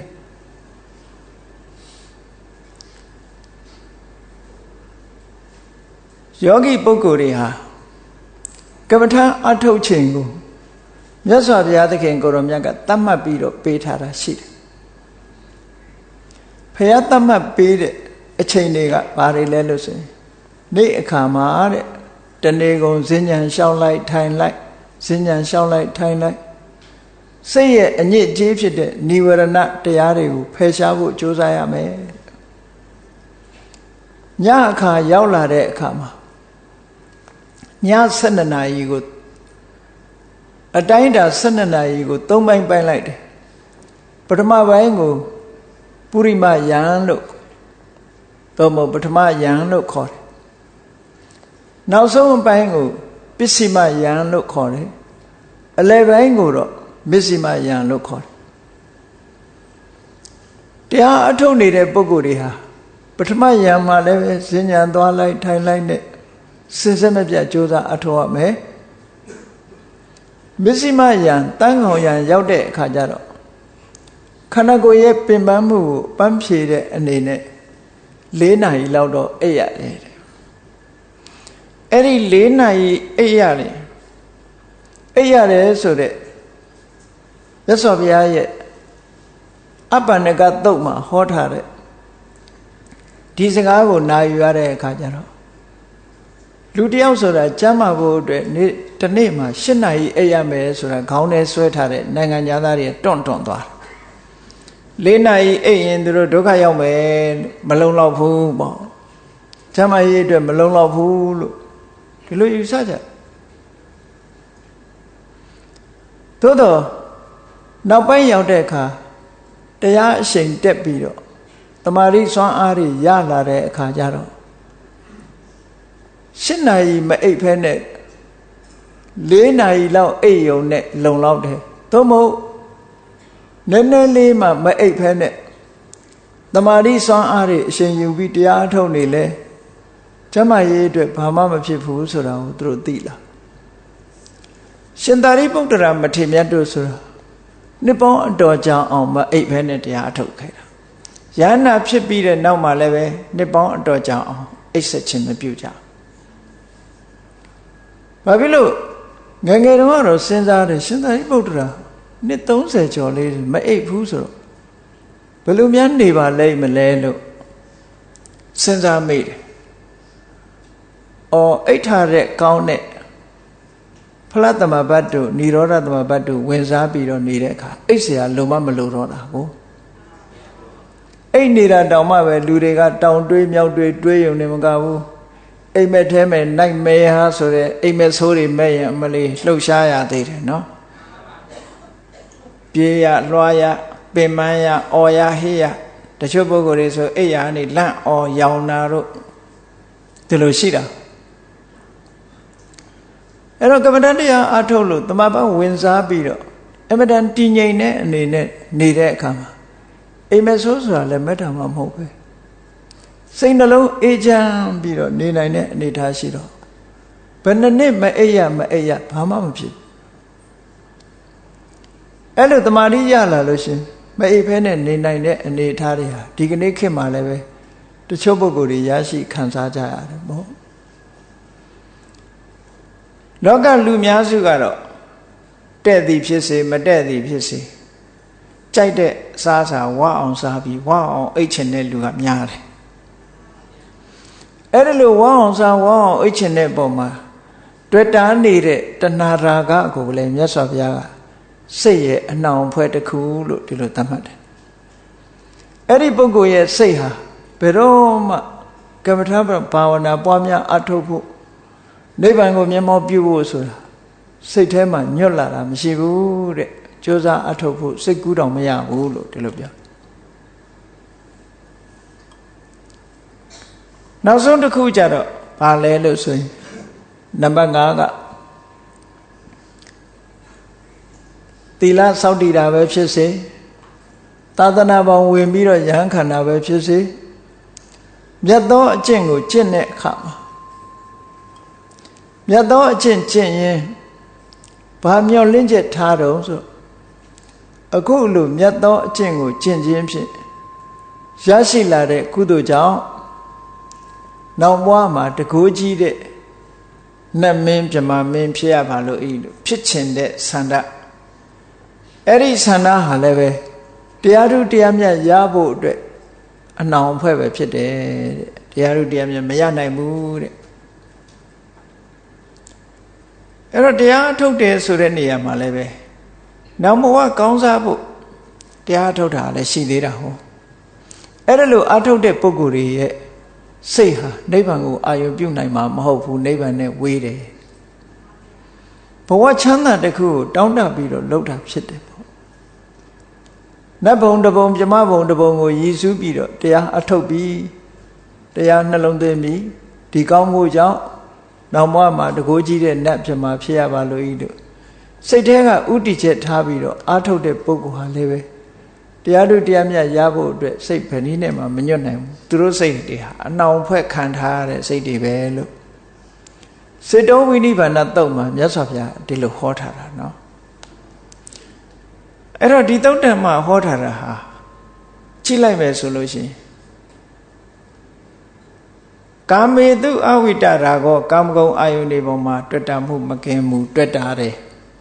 ကာယေအဝိတရာကောကိုယ်ခန္ဓာကိုယ်ပေါ်မှာတွေ့တာမှုမကင်းပဲတွေ့တာတတ်မဲ့မှုရှိတယ်ရူပေအဝိတရာကောပြင်ပဗဟိတအာယုန်ဒီပေါ်မှာတွေ့တာမှုမကင်းဘူးဆိုရင်ပြင်ပဗဟိတအာယုန်ဒီပေါ်မှာတွေ့တာနေတယ်ကြိုက်တဲ့အစားအစာတွေကိုဝမ်းပိုက်ပြည့်အောင်စားပြီးတော့အိပ်ရတဲ့အရသာကိုခံစားမှုကိုမလွတ်နိုင်တဲ့ပုဂ္ဂိုလ်ဟာလည်းပဲတဏှာရာဂပဲမြတ်သောအကျင့်ကိုကျင့်ခြင်းဖြင့်နောက်ဘဝမှာနတ်မင်းပြမမင်းဖြစ်ချင်တဲ့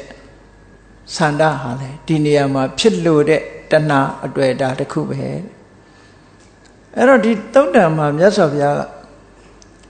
တတ္တဝါတွေမှာဖြစ်များတတ်တဲ့တဏှာရာဂရဲ့ တွေ့တာမှုသဘောထားတွေနဲ့၅မျိုးခွဲပြီးတော့စေတာသောဝိနိဗ္ဗာန်စိတ်ရဲ့အနှောင်ဖွဲ့များလို့ဒီလိုဟောခဲ့တာဖြစ်တယ်ပေါ့အဲ့တော့ဒီစိတ်ရဲ့အနှောင်ဖွဲ့တွေဟာတေချာစဉ်းစားကြည့်လို့ရှိရင်တစ်ခုမဟုတ်တစ်ခုတတ္တဝါတွေမှာရှိတယ်ဆိုပါစို့တပည့်တော်တို့ကတော့တရားအထုတ်ပြီးရင်နိဗ္ဗာန်ချမ်းသာကိုမျက်မှောက်ပြုရပါလို့ဤဘယ်နဲ့ဘယ်ပြမာမှမဖြစ်ချင်ပါဘူးဆိုတဲ့ပုံကိုယ်လည်းရှိတာပဲပေါ့အဲ့ဒီနှောင်ကြိုးတော့မရှိဘူးသို့တော့အစားကောင်းကောင်းလေးစားပြီးတော့အပန်းဖြေအိတ်ချင်တဲ့ပုဂ္ဂိုလ်တွေကြတော့အိတ်ဆက်မှုကိုမစွန့်လွတ်နိုင်ဘူးစားသုံးမှုနဲ့အိတ်ဆက်မှုကိုအရေးပေးပြီးဆောင်ရွက်နေကြတယ်ဆိုလို့ရှိရင်တော့တဏှာရာဂအဲ့ဒီကိစ္စအတွက်မကင်းမဲ့ဖြစ်တယ်ပေါ့နောက်တစ်ခါကိုယ်နဲ့ကိုယ်ပတ်ဝန်းကျင်ပေါ်မှာတွေ့တာတယ်နောက်ကာမဂုဏ်အာယုန်တွေပေါ်မှာတွေ့တာတယ်ဆိုလို့ရှိရင်လေနှောင်ဖွဲ့ခံထားရတဲ့စိတ်တွေပဲပေါ့အဲ့တော့အများဖြင့်တတ္တလောကကြီးတစ်ခုလုံးကိုခြုံပြီးတော့ကြည့်လိုက်မယ်ဆိုလို့ရှိရင်ဒီအနေထားတွေဟာထင်ထင်ရှားရှားပေါ်လာတာပဲအဲ့တော့စိတ်ရဲ့အနှောင်ဖွဲ့လို့မြတ်စွာဘုရားကစေတသောဝိနိဗ္ဗာန်လို့ဟောတာဟာတွေ့တာမှုတတ်မဲ့မှုလိုချင်မှုဆိုတဲ့တဏှာရာဂကိုဥတည်ပြီးတော့ဟောထားတာလို့သစ္စာလေးပါးကိုဟောတဲ့အခါမှာလည်းပဲတဏှာကိုဒုက္ခသမုဒယလို့ပဲဟောခဲ့တာပဲပရိစ္ဆေသမုပ္ပါဒ်မှာလည်းပဲဝေဒနာပစ္စယတဏှာလို့ဆိုလူတွေဟာစိတ်ရဲ့ခံစားမှုပေါ်မှာတွေ့တာမှုကြီးတာကိုမြတ်စွာဘုရားအကြောင်းပြုပြီးဝေဒနာပစ္စယတဏှာလို့ဒီလိုဟောခဲ့တယ်ဒီတဏှာတတ္တဝါတွေပေါ်မှာအကုန်လုံးချုပ်ကင်ထားတာချုပ်ကင်ထားသည့်အတွက်ကြောင့်ဒီတဏှာကိုဖယ်ရှားနိုင်အောင်ကြိုးစားကြတာတရားအထုတ်တယ်ဆိုတာတဏှာတွေ့တာမှုတွေလျှော့ချဖို့ကြိုးစားအထုတ်ရတာတွေ့တာမှုတွေလျှော့ချနိုင်မှတခြားကိလေသာတွေလည်းပဲရောကျသွားမှာဖြစ်တယ်ဘဝတစ်ခုကိုပို့နေတဲ့အခါမှာဘယ်တရားတွေကအဓိကလဲလို့ဆိုလို့ဘုန်းကြီးတို့တွေလူပုံရောက်လာပုံလေးကိုတဘာဝတရားနဲ့ပြောရမယ်ဆိုလို့ရှိရင်ဒီဘဝမတိုင်ခင်ဒီဘဝရဲ့ရှေးဘဝမှာတေခါနေ့မှာအာယုန်နမိတ်တွေထင်လာအဲ့ဒီထင်လာတဲ့အာယုန်နမိတ်ရဲ့အပြည့်အနာစာကိုအဝိဇ္ဇာကဖုံးကွယ်ပေးထားတယ်အဝိဇ္ဇာကဖုံးကွယ်ပေးထားတယ်အပြစ်မမြင်အောင်အဝိဇ္ဇာကဖုံးပေးထားတယ်ဖုံးပေးထားလိုက်တဲ့အခါကျတော့မကောင်းတာကိုအကောင်းထင်လာပြီးတော့တဏှာကနေတွေ့တာလိုက်တာပဲအဝိဇ္ဇာကဖုံးကွယ်ပေးတယ်တဏှာကအကောင်းထင်ပြီးတော့တွေ့တာလိုက်တယ်အဲ့ဒီအချိန်လေးမှာဘဝကမိမိတို့တဏှာမှာကိမ့်ပြီးတော့လာတဲ့ကံဆိုတဲ့သင်္ခါရတရားတွေကဘဝတစ်ခုဖြစ်ပေါ်လာအောင်ထုတ်လုပ်လိုက်တာပဲပေါ့အဲ့တော့ဘဝတစ်ခုကူးပြီဆိုရင်အဝိဇ္ဇာရဲ့တဏှာရဲ့ကံရဲ့ဒီသုံးခုပေါင်းပြီးအလုပ်လုပ်တယ်လို့ပြောဒီသုံးခုပေါင်းပြီးအလုပ်လုပ်လိုက်တာအဲ့တော့သူတန်ဝန်သူလုပ်တာအဝိဇ္ဇာကအမှန်မသိအောင်ဖုံးပေးတာသူကကြောင်မတွန်းဘူးအမှန်မသိတဲ့အခါတဏှာကတွေ့တာသူကလည်းကြောက်တွန်းလိုက်တာမဟုတ်ဘူးတကယ်တွန်းချလိုက်တာတော့ကံပဲပေါ့ကံတရားကနေတွန်းချလိုက်တာပရိစ္ဆေသမုပ္ပါဒ်နဲ့ကြည့်မယ်ဆိုလို့ရှိရင်တော့အဝိဇ္ဇာပစ္စယသင်္ခါရပစ္စယဝိညာဏဘဝတစ်ခုဘယ်သူတွေပူးပေါင်းပြီးဖန်တီးတယ်လဲလို့ဆိုရင်အဝိဇ္ဇာဆိုတဲ့အမှန်မသိမှုမောဟရဲ့သင်္ခါရလို့ဆိုတဲ့ကုသိုလ်ကံအကုသိုလ်ကံဒီတစ်ခုကပူးပေါင်းပြီးတော့ဝိညာဏဆိုတာကိုဖြစ်ပေါ်စေတယ်တရေစိတ်ကလေးကိုပေါ်လာစေတယ်ဒါဘဝရတိုင်းဟာဒီပုံစံနဲ့မြတ်စွာဘုရားကသုတ်တန်တွေမှာဟောထားတာရှိတယ်အဝိဇ္ဇာနိဝရဏနံတရားတဏှာတန်ယောဇနာနံ အဝိဇ္ဇာကဖုံးကွယ်ပေးတယ်တဏှာနှောင်ကြိုးကလွတ်ထွက်မသွားအောင်ထိန်းထားတယ်ကံကနေပြီးတော့ဘဝတစ်ခုကိုပြစ်ချလိုက်တယ်လို့ဒီသုံးခုပေါင်းစပ်ပြီးတော့ဘဝတိုင်းမှာသွားနေအဲ့ဒီထဲမှာဘယ်သူကိုဥဆောင်ပြီးတော့ပြောလို့ရှိတယ်လဲလို့ဆိုရင်တဏှာကိုဥဆောင်ပြောလို့ရှိလူချင်းမှုတွေ့တာမှုဟာရှေ့ဆောင်နေတာဖြစ်သောကြောင့်တဏှာကိုဘဝနစ်တိတယ်ဘဝတစ်ခုဆွဲဆောင်သွားတတ်တဲ့သဘောတရားလို့ဒီလိုခေါ်တာဘဝကိုတွေ့တာမှုလေးကြောင့်မို့လို့ကံကတွေ့တာမှုပေါ်ရောက်တော့အောင်တွန်းပေးလိုက်တာလေအဲတဏှာကုံသွားပြီဆိုလို့ရှိရင်တော့အခုလိုကံတွေကလည်းတွန်းပေးနိုင်စွမ်းမရှိတော့ဘူးပေါ့ဝတ်သုံးပါးပြောတဲ့အခါမှာလည်းပဲကိလေသာဝကမ္မဝဝိပါကဝကိလေသာဝဆိုတာအဝိဇ္ဇာတို့တဏှာတို့ကိလေသာဝ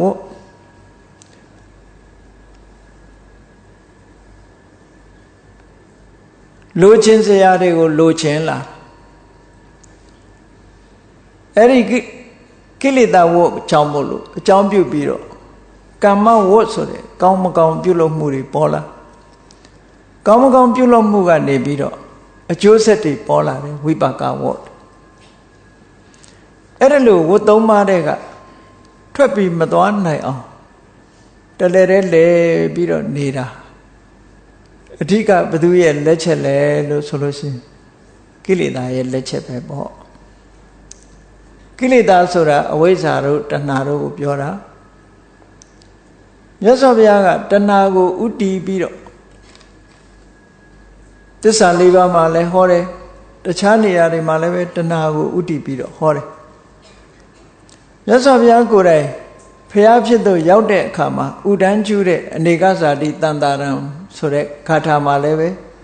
မြတ်စွာဘုရားကတဏှာကိုဥတည်ထားတယ်နောက်ဆုံးတရားကျင့်လို့မြတ်စွာဘုရားရလိုက်တာဘာလဲလို့ဆိုရင်တဏှာနံခယမစ္ဆကာလို့ဆိုတဲ့အတိုင်းတဏှာကိုကုံသွားစေတတ်တဲ့အရတ္တမေအရတ္တဖို့ကိုရလိုက်တယ်လို့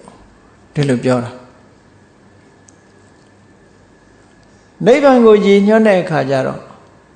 တဏှာသင်္ခယဝိမု ക്ത တဏှာတွေကုံဆုံးသွားတဲ့နိဗ္ဗာန်လူချင်မှုတွေတွေ့တာမှုတွေအလုံးဆုံးသက်သွားတဲ့နိဗ္ဗာန်မှာစိတ်ကလေးဟာလွတ်မြောက်သွားတယ်နှောင်ကြိုးတွေကလွတ်မြောက်သွားတယ်လို့ဒီလိုခေါ်တာအဲ့တော့စိတ်ရဲ့အနှောင်ဖွဲ့ဆိုတာဒီသုတ်တံမှာဒီ၅မျိုးကိုဥတည်ပြီးတော့ဟောထားတယ်အဲ့ဒီ၅မျိုးဟာတရားခိုးရှာလိုက်တဲ့အခါကျတော့တွေ့တာမှုတဏှာတစ်ခုတည်းကိုပြောတာပဲတွေ့တာကကာမဂုဏ်အာယုံမှာလည်းတွေ့တာတယ်မိမိကိုယ်ကာယပေါ်မှာလည်းတွေ့တာတယ်ပတ်ဝန်းကျင်ပေါ်မှာလည်းတွေ့တာတယ်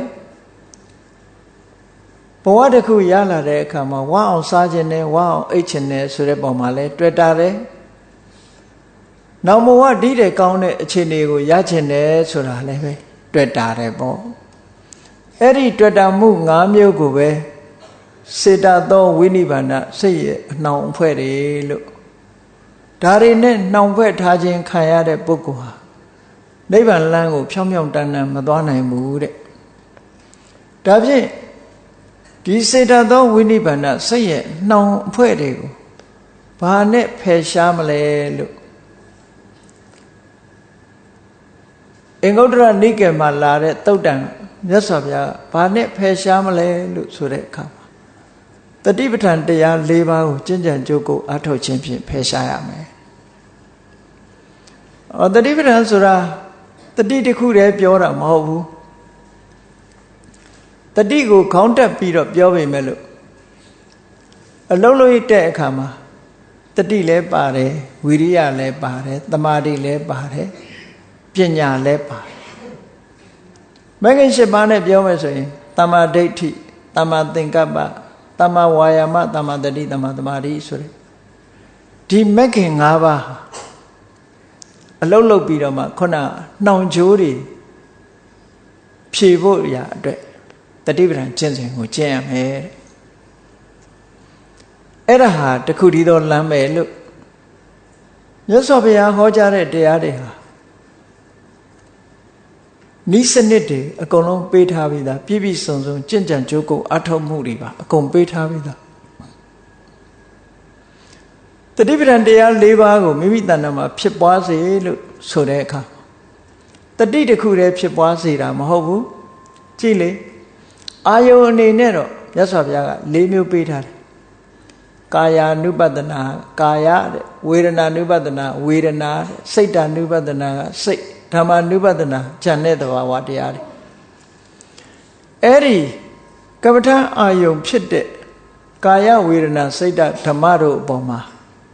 တတိကိုလေ့ကျင့်ရမယ်ဝိရိယကိုလေ့ကျင့်ရမယ်ပညာကိုလေ့ကျင့်ရသမာဓိကိုလေ့ကျင့်ရဒီအာယုန်တွေနဲ့ပဲစိတ်ကိုလေ့ကျင့်မိမိနဲ့သင်လျော်တဲ့ကပ္ပထာအာယုန်တစ်ခုပေါ်မှာအလုတ်လုတ်တဲ့အခါဘာနဲ့လောက်ရမလဲလို့ဆိုရင်မဟာတတိပဌာန်သုတ်မှာဟောထားတဲ့အတိုင်းကာယေကာယ ानु ပတ္တိဝိဟရတိနေထိုင်ပြီဆိုလို့ရှိရင်မိမိတဏ္ဍာမှာရှိတဲ့ကာယပေါ်မှာကာယလို့ရှုမြင်သုံးသပ်နေတာဟာဒါတမ္မာဒိဋ္ဌိဖြစ်နေတာကိုပြောတာရှုမြင်သုံးသပ်နေတဲ့အချိန်မှာတမာတိစွမ်းအားတွေလည်းပါနေတယ်ကာယရဲ့သဘာဝကိုဆင်ခြင်နေတဲ့အခါမှာတမ္မာသင်္ကပ္ပဆိုတဲ့မှန်မှန်ကန်ကန်တွေးတောမှုလည်းပါနေတယ်အဲ့ဒီမှာမြတ်စွာဘုရားကတီးခြားထုတ်ပြီးတော့လိုအပ်တဲ့အင်္ဂါရပ်တွေကိုထည့်ဟောတာကြတော့ပါတော့အာတာပိတမ္ပဇာနောတတိမာလို့အာတာပိဆိုတဲ့စကားလုံးကလုံလဝိရိယကိုပြောတာလုံလဝိရိယရှိရမယ်ဆိုတော့တမ္မာဝါယာမကိုရည်ညွှန်းတယ်တမ္ပဇာနောဆိုတာတမ္မာဒိဋ္ဌိကိုရည်ညွှန်းတယ်တတိမာဆိုတာတမ္မာတတိကိုရည်ညွှန်းတယ်ကပ္ပထာအထုတ်ပြီဆိုလို့ရှိရင်ဒီသဘာဝတရားတွေမပါဘဲနဲ့အထုတ်လို့မရဘူးဒါကြောင့်မို့ကာယေကာယ ानु ပတ္တိဝေရတိအာတပိတမ္ပဇာနောတတိမာဆိုတဲ့ကပ္ပထာအထုတ်တဲ့အခါမှာကိုယ်တဏ္ဍာမှာရှိရမယ့်အရည်ချင်းတွေကိုမြတ်စွာဘုရားကာယကိုရှုမှတ်တဲ့အခါမှာအာတာပိပျော့ပျော့ညံ့ညံ့မလုပ်ရဘူးစိတ်အားတွေတင်းပြီးတော့ကြိုးစားရမယ်လို့ဒီလိုဆိုလို့တင်းတင်းရင်ရင်အထုတ်ဖို့အိတ်ကောင်းစားကောင်းလေးတွေမလုပ်နဲ့လို့ပြောတာနော်အာတာပိဆိုတာကိလေသာတွေကိုအပူတိုက်ပြီးတော့မဖြစ်ရအောင်အန်ကျိတ်ပြီးကိလေသာတွေအဖြစ်မခံနဲ့ကြီးမားတဲ့လုံလဝိရိယရှိရမယ်အဲ့ဒီလိုလုံလအထုတ်တဲ့အခါမှာလိုအပ်တာကဘာလဲလို့ဆိုရင်ဝိရိယတမ္ပဇာနာပညာကျိုးပန်းအထုတ်ပြီးလို့ဆိုတဲ့အခါမှာစင်ကျင်တုံတရားရှိဖို့လိုသေးတယ်အရန်အထုတ်လို့ရှင်လဲရနိုင်တာမဟုတ်ဘူးဒါကြောင့်မို့လို့စင်ကျင်တုံတရားတမ္ပဇာနာကိုယ့်အခြေအနေကိုပြန်ပြီးသုံးသပ်ပြီးသိတတ်တဲ့တမ္ပဇဉ္ညာဆိုတဲ့ပညာလည်းရှိရအောင်မယ်တတိမှာကာယနဲ့စိတ်ကိုအမြဲတမ်းစုံစည်းပေးထားတဲ့တတိတရားလည်းရှိရမယ်လို့တိုက်ရိုက်ဖွင့်ထုတ်ပြီးတော့ဟောတဲ့တရားဝိရိယရဲ့ပညာရဲ့တတိရဲ့အဲ့ဒီသုံးခုကိုမြတ်စွာဘုရားကဘိုင်နှိမ့်နဲ့ပေါ့အမည်နာမနဲ့ထုတ်ဖော်ဟောပြီးတော့ကာယ ानु ပတ္တိဆိုတဲ့အဲမှာကြတော့တမ္မာသင်္ကပ္ပတို့တမ္မာတတိတို့ဒီတိုင်းထည့်ထားလိုက်တာနော်အဲ့တော့တတိပဋ္ဌာန်တရားအထုတ်တယ်ဆိုတဲ့နေရာမှာတတိတစ်ခုတည်းမဟုတ်ဘူးတတိဖြစ်မှပညာကဖြစ်တာမို့တတိကိုဥတီချက်ထားပြီးတော့လုပ်တာအဲ့တတိဖြစ်အောင်ဝိရိယမဆိုင်ရင်လည်းမဖြစ်ဘူးဒါကြောင့်မို့ဝိရိယဆိုင်ဖို့လို့တတိအမြဲတမ်းအာယုန်နဲ့စိတ်နဲ့ကပ်နေဖို့ကာယဝေဒနာစိတ်ဓမ္မလို့ဆိုတဲ့ဒီအာယုန်လေးမျိုးပေါ်မှာစိတ်ကိုအခြေပြုပြီးတော့ခုနကအနှောင်ဖွဲ့တွေမှန်သမျှကိုဖြုတ်ပယ်ပြရမယ်တဲ့အနှောင်ဖွဲ့တွေကကျွတ်လွတ်တဲ့နိစနစ်ဒီတစ်ခုပဲဒါကြောင့်မို့မြတ်စွာဘုရားကဧကာယနောအယံဘိက္ခွေမေခောဆိုပြီးတော့ဟောခဲ့တာဒီလမ်းကြောင်းကပဲသွား စိတ်ရဲ့အနှောင်ဖွဲ့တွေကိုဖြည့်ရှင်းပြစ်ချင်တယ်ဖြတ်တောက်ပြစ်ချင်တယ်ဆိုလို့ရှိရင်တတိပဌာန်တရား၄ပါးမှာတတိကိုစိုက်လုံလဝိရိယတို့စင်ကြယ်တုံတရားတို့သမာဓိစွမ်းအားတို့ဒါတွေနဲ့ကြိုးစားမှသာလေဒီအနှောင်ဖွဲ့တွေကလွတ်မြောက်နိုင်တယ်လို့မြတ်စွာဘုရားကစေတသောဝိနိဗ္ဗာန်တုတ်အင်္ဂုတ္တပါဠိတော်မှာတိုက်ရိုက်ဟောထားတာရှိတယ်တနေ့တုန်းကစကိုင်းခဏရောက်တဲ့အချိန်မှာနိုင်ငံသားတယောက်ရောက်လာတယ်နိုင်ငံသားတယောက်ရောက်လာတာသူကထိုင်ဝမ်ကလာတဲ့တရုတ်တယောက်ပဲတရားထုတ်ချင်တယ်လာပြီးတော့မေးတာသူကစုံစူးစမ်းလာတယ်ဗမာပြည်မှာတရားရိပ်တာတွေအကြောင်းစူးစမ်းလာဘယ်တရားကသူ့အတွက်တင့်တော်မလဲလို့မေးတာဘယ်တရားကတင့်တော်တယ်ဆိုတာငါကဘယ်လိုလုပ်ပြောရမလဲလို့မင်းလျှောက်ပြီးတော့မြည်ကြည့်ပေါ့ကွာလို့ဘာဖြစ်လို့လဲဆိုတော့ကပ္ပဋ္ဌာန်းအယုံဆိုတာတယောက်နဲ့တယောက်မတူဘူးလေအကြိုက်ချင်းမတူတရားဓမ္မတွေဟာမှန်ကန်တဲ့နည်းနဲ့ပြတာကြည့်ပဲဆရာတော်ကြီးတွေဟောကြားသွားတာဟာစာရဲပေတဲ့ကအတိုင်းပဲဟောတာအဲ့ဒီစာရဲပေတဲ့ကအတိုင်းစနစ်တကျလုပ်ဖို့တော့လိုတာပေါ့ဇွဲရှိရှိလုပ်ဖို့တော့လိုတာပေါ့လို့အဲ့ဒီမှာတရားအထုတ်ပုံတရားအထုတ်နည်းတွေပါဠိစာပေမှာအထင်ရှားရှိပါတယ်မြတ်စွာဘုရားကိုယ်တိုင်ဟောထားတဲ့မဟာတတိပဌာနာသုတ်တို့အပ္ပန္နကသုတ်တို့ထို့သုတ်တန်တွေမှာမြတ်စွာဘုရားကဘယ်လိုရှုရတယ်ဘယ်လိုမှတ်ရတယ်အသေးစိတ်ဟောထားတာအဲ့ဒီအသေးစိတ်ဟောထားတာတွေကိုခြုံငုံသုံးသပ်ပြီးတော့မြတ်စွာဘုရားဟောထားတဲ့တရားတော်တွေကိုတစုတည်းလိုက်နာကျင့်သုံးဖို့အတွက်သမာဓိသီလအခန်းသမာဓိအခန်းပညာအခန်းဆိုတဲ့အဓိကအခန်းကြီးတွေနဲ့သီလသမာဓိပညာချက်ဖွင့်ပြီးတော့ရေးထားတဲ့ဝိတ္တုဒ္ဓိမက္ခဆိုတဲ့ဉာဏ်ကြီးရှိနေတာပဲဘယ်တရားရိပ်တာကဟောဒီဝိတ္တုဒ္ဓိမက္ခမှာပါတာပဲဒီဝိတ္တုဒ္ဓိမက္ခထဲကနေပြီးတော့မိမိတို့ကြိုက်တဲ့ရာကိုယူပြီးတော့ဥတည်ချက်ထားပြီးတော့ဟောပြောနေကြတာပဲဒီထဲကနေပြီးထွက်ပြီးတော့တခြားနည်းဟောတာမဟုတ်ဘူးလို့အဲ့တော့ပြောတော့သူကမြတ်စွာဘုရားကိုယ်တိုင်တရားအထုတ်တဲ့နည်းစနစ်တွေကိုပေးထားတာရှိလားရှိတာပေါ့လို့မဟာသတိပဋ္ဌာနာသုတ်ဟာဒါတကယ်ဘယ်လိုကျင့်ရမလဲဆိုတာပေးထားပြီးသားပဲလို့တတိတံပဇင်ညအခန်းမှာဆိုလို့ရှိရင်တတိနဲ့ပညာကိုဘယ်လိုလေ့ကျင့်မွေးမြူရမလဲဆိုတာမြတ်စွာဘုရားတံပဇင်ညပပမှာဟောထားတာခုနှစ်ဌာနမှာလေ့ကျင့်ပါလို့မြတ်စွာဘုရားခန္ဓာကိုယ်ရဲ့လှုပ်ရှားမှုနဲ့ပတ်သက်တာအကြည့်အရှုနဲ့ပတ်သက်တာအဝတ်အစားပြင်ဆင်ဝတ်ထာနဲ့ပတ်သက်တာလက်ကွေးလက်ဆန့်ခြေကွေးခြေဆန့်နဲ့ပတ်သက်တာစားရတောက်တာနဲ့ပတ်သက်တာတွိုင်းလက်ဝင်တာနဲ့ပတ်သက်တာနောက်တော့စကားပြောတာတိတ်တိတ်နေတာနဲ့ပတ်သက်တာဆိုခုနှစ်ဌာနဘယ်တရားမှတတိမလွတ်စေနဲ့ဘယ်နေရာမှဆင်ခြင်တုံတရားမလွတ်စေနဲ့ဒါကဘာလို့တာတော့ဆိုတတိတံစင်ညာကိုလေ့ကျင့်ပေးတာပါသူကမေးတယ်ရှင်ဘုရားတဲ့မြင်တယ်လို့မှတ်ရတယ်သွားရင်သွားတယ်လို့မှတ်ရတယ်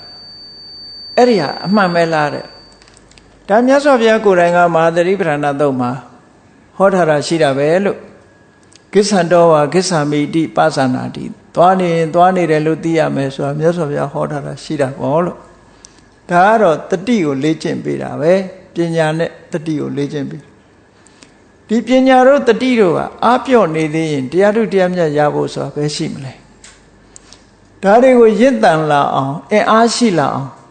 အာယုံပေါ်မှာလေ့ကျင့်ပေးတာဒါတရားအထုတ်တယ်လို့ပြောတာနောက်တော့သူသဘောကျပြီးတော့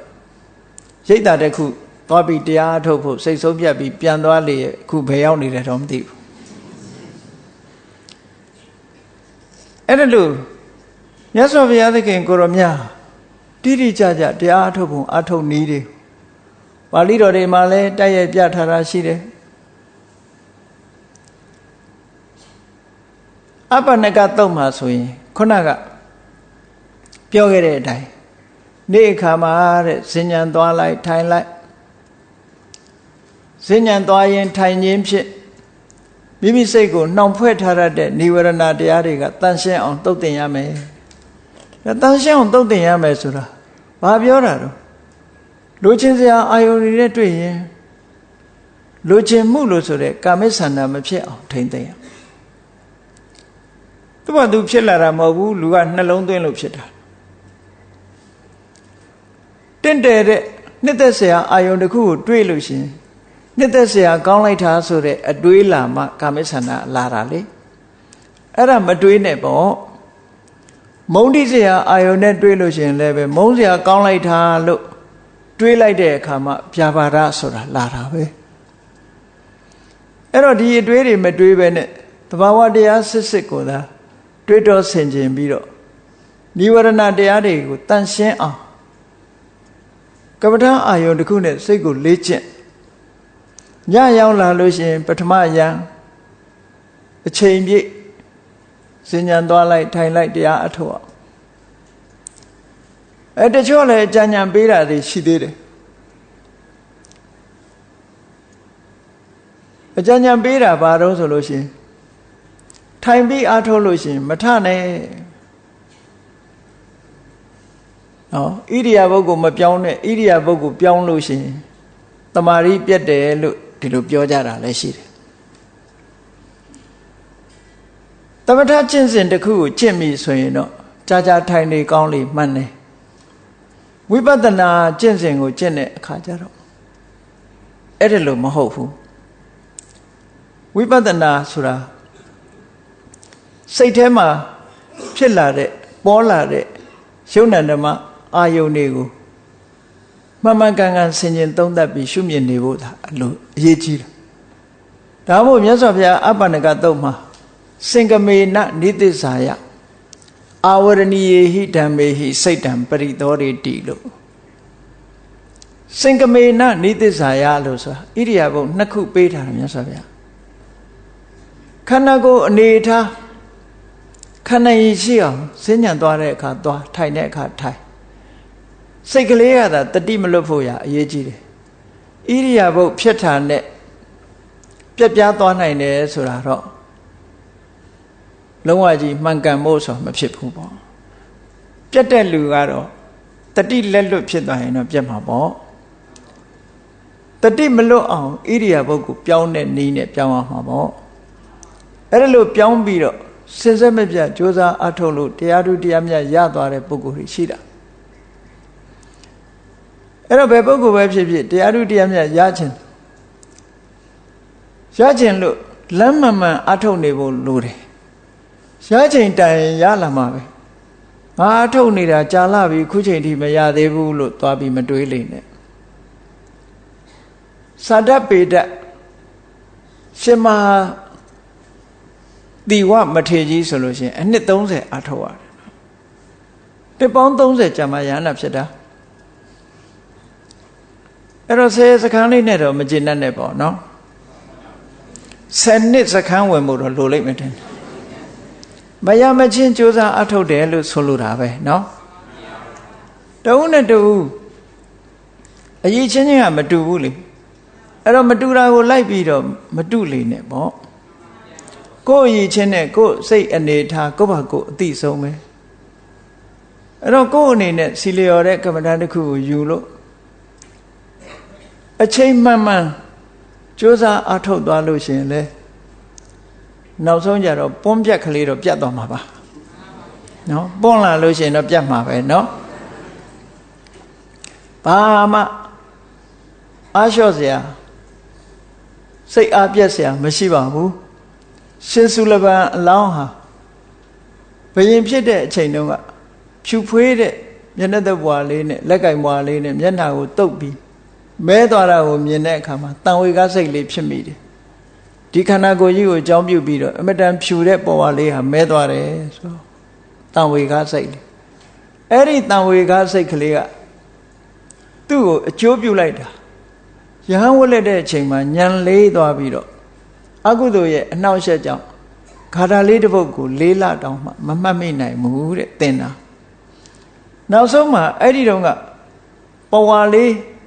နှစ်ဖူးတုပ်ပြီးတော့တန်ဝေကရခဲ့တာလေးကိုမြတ်စွာဘုရားကအတိတ်ဘဝကိုသူ့ရဲ့အတိတ်ဘဝဇာတ်ကြောင်းကိုကြည့်ပြီးတော့အမတန်ဖြူစွတ်တဲ့ပဝါလေးတစ်ခုကိုဖန်ဆင်းပြီးတော့သူ့လက်ထက်ပေးခဲ့တာပဲလေဒါအတိတ်ကအကြောင်းတရားနဲ့ဆက်ဆက်ပြီးတော့ပေးတာဒါကြောင့်မို့လို့လုံနေဖို့ဟာအမတန်မှအရေးကြီးတယ်ပေါ့ဒီကုသိုလ်လေးကိုအသေးဖွဲလေးလို့မအောင်မိတ်လေနဲ့စိတ်ထဲကဆင်ញင်စဉ်းစားမှုလေးတွေကိုအသေးဖွဲလို့မအောင်မိတ်လေနဲ့နော်မြတ်စွာဘုရားကအဘိနပစ္စဝကနာတုတ်မှာဆိုလို့ရှိရင်အိုတဲ့လူကိုတွေ့ရင်ငါလည်းအိုရအောင်မှလို့နှလုံးသွင်းရမယ်နာတဲ့လူကိုတွေ့ရင်ငါလည်းနာရအောင်မှပဲသေတဲ့လူကိုတွေ့ရင်ငါလည်းသေရအောင်မှပဲအေးဒီနေ့ကျတော့မိမိနှစ်သက်မြတ်နိုးတဲ့ပုဂ္ဂိုလ်တွေမိမိနှစ်သက်မြတ်နိုးတဲ့အသုံးဆောင်တွေနဲ့ခွဲသွားအောင်မှဆိုတာလည်းတွေးရမယ်တဲ့ဒီလိုတွေးတောဆင်ခြင်ပေးတာဟာအနုပဒနာပဲအင်္ဂလိပ်လိုကျတော့ contemplation လို့ခေါ်တာအဲ့တော့ contemplation ဆိုတာအမှန်တမ်းအရေးကြီးတယ်စဉ်းစားဆင်ခြင်တွေးခေါ်မှုအလွန်အရေးကြီးတယ်အေးထိုင်ပြီးတမာတိရအောင်ကြိုးစားနေတာကဒါက concentration နဲ့ contemplation ဟာတစ်ခုစလုံးလိုအပ်တော့လည်းပဲ contemplation ကပို့ပြီးတော့အရေးကြီးတယ်လို့ဘာလို့လဲဆိုတော့ contemplation ကအသိဉာဏ်ပါတယ်အသိဉာဏ်မပါဘဲနဲ့အာယုလေးတစ်ခုပေါ်မှာစိတ်ကလေးငြိမ်ယုံလေးကြိုးစားလိုက်တမာရီလေးရာဂရှိသေးပြီးသွားပြန်ပြီတမာရီလေးရာဂရှိပြီးသွားပြန်ပြီဒီလိုပဲပြီးနေမှာပဲเนาะဘာနဲ့ဥပမာတူတုံးဆိုလို့ရှင်ရှေးတုန်းကမီးကလေးရဖို့ရအတွက်အသားနှစ်ဒုတ်ချောင်းနှစ်ခုပုတ်ရအဲ့တော့ပုတ်တဲ့အခါမှာမောပန်းမီးမထွက်မချင်းရက်လို့မရဘူးရက်လိုက်ရင်ပြန်အေးသွားမှာပဲလေပူးလာမှမီးကထွက်မှာကိုအဲ့တော့ပူကန်နီးလေးပုတ်လေးပူလေးပုတ်လေးလုံးမှမီးရမှာပေါ့အဲ့ဒါကြောင့်မို့လို့ရှေးဆရာတော်ကြီးတွေကပြောတယ်မိဖို့ယောက်ျားပမာလားတို့ဆိုတာအဲ့ဒါပြောတာမိဖို့ယောက်ျားချပထားနဲ့ကြိုးစားအထုတ်ကြိုးစားအထုတ်ဆိုတဲ့နေရာမှာအရေးကြီးဆုံးကကိုယ်ကာယအနေထားကာယိကဝီရိယကကာယိကဝီရိယတဲ့စေတသိကဝီရိယကပိုအရေးကြီးတယ်ပေါ့စိတ်ကအာယုန်တစ်ခုပေါ်မှာလွတ်ကမ္မထာအာယုန်တစ်ခုကနေပြောင်းမသွားအောင်ကြိုးစားအထုတ်ဖို့အရေးကြီးတယ်သမထကျင့်စဉ်ကျင့်တဲ့အခါမှာတော့ concentration ဆိုတာအရေးကြီးတယ်ဝိပဿနာကျင့်စဉ်ကိုကျင့်ပြီဆိုရင် contemplation ကအရေးကြီးတယ်ပေါ့အသိဉာဏ်နဲ့ဆင်ញင်စဉ်းစားမှုဒီစွမ်းအားတွေဟာပြည့်လာပြီဆိုလို့ရှိရင်ကိလေသာတွေကိုဖယ်ရှားနိုင်တဲ့အနေအထားတစ်ခုရနိုင်တယ်ဒါကြောင့်မို့စေတသောဝိနိဗ္ဗာန်တုတ်မှာမြတ်စွာဘုရားစိတ်ရဲ့အနှောင်ဖွဲ့တွေကိုဖယ်ရှားပြစ်ချင်လို့ရှိရင်ဘာလို့ရမလဲတတိပဋ္ဌာန်တရားပွားများအထုတ်ပါတဲ့အဲ့ဒီတတိပဋ္ဌာန်တရားပွားများအထုတ်ခြင်းဖြင့်အခုပြောခဲ့တဲ့ကာမဂုဏ်အာယုန်တွေပေါ်မှာတွေ့တာမှုမိမိကိုယ်ကာယပေါ်မှာတွေ့တာမှုမိမိရဲ့ပတ်ဝန်းကျင်ပေါ်မှာတွေ့တာမှုဝဝစာဝဝအိတ်ဆိုတဲ့အပေါ်မှာတွေ့တာမှုနော်နောက်ဘဝမှာချမ်းသာတဲ့ဘုံဘဝမှာဖြစ်ချင်တယ်ဆိုတဲ့တွေ့တာမှုဒီတွေ့တာမှုတွေဟာစိတ်ရဲ့အနှောင်ဖွဲ့များတာဖြစ်တယ်အဲ့ဒီအနှောင်ဖွဲ့တွေမရှိရလေအောင်တတိပဋ္ဌာန်တရားကြိုးစားပွားများအထောက်ကြရမယ်လို့မြတ်စွာဘုရားအဲ့ဒီသုတ်တံမှာနှီးပေးထားတယ်ဒါကြောင့်တရားချစ်ခင်သူတော်စင်ပြိဿအပေါင်း